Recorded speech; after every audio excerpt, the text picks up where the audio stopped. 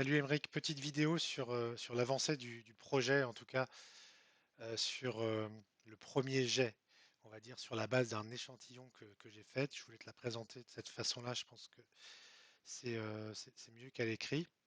Donc je suis reparti de tes 10 listes.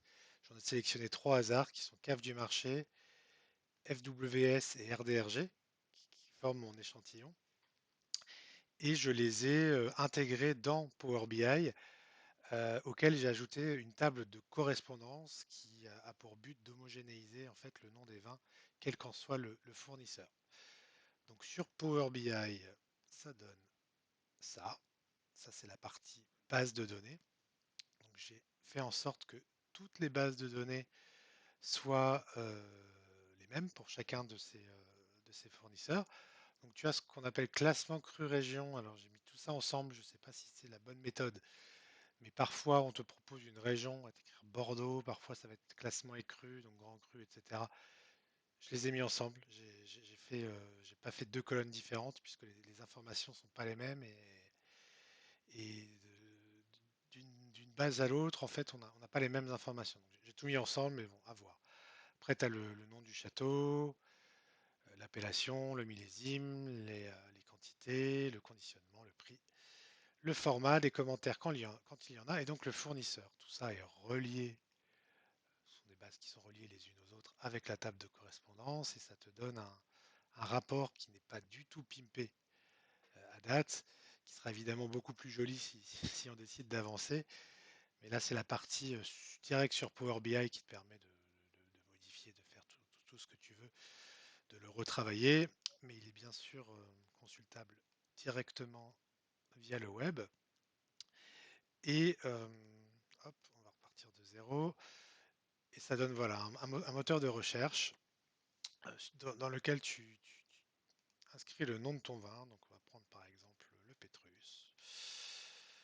Le Pétrus, il te propose quatre Pétrus différents. Alors il y en a deux qui comptent pas vraiment. Je ne sais pas si ça fait sens de garder ces Bordeaux collection qui mélangent plusieurs vins. En tout cas, ils font partie de la base, donc je les ai laissés.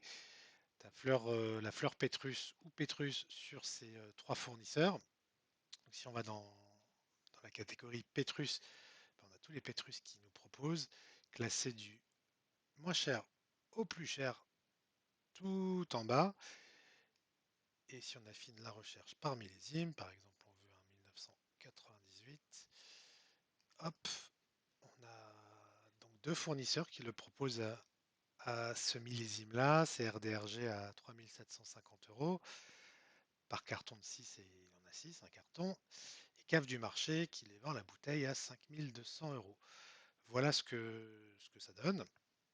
On va prendre un autre exemple parce que j'ai remarqué que côté Bourgogne, par exemple, la lecture est un peu différente. Donc, prenons Bouchard parce que je sais qu'il y en a plusieurs.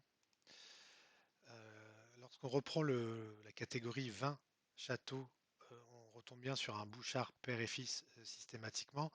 Néanmoins, le fonctionnement est donc différent des Bordeaux et tu as des appellations pas grand-chose à voir.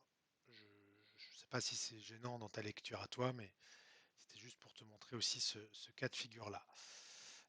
Donc, comme je te l'ai dit, évidemment, l'outil sera beaucoup plus sexy, plus joli si on décide de le développer en entier. Mais en tout cas, ça te donne une idée d'un premier draft, d'un premier jet.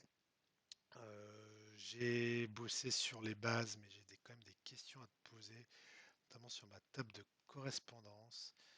Bon, je ne vais pas te montrer ça maintenant, mais j'ai quand même quelques questions sur des vins, j'ai des doutes. Mais c'était pour te donner une première idée.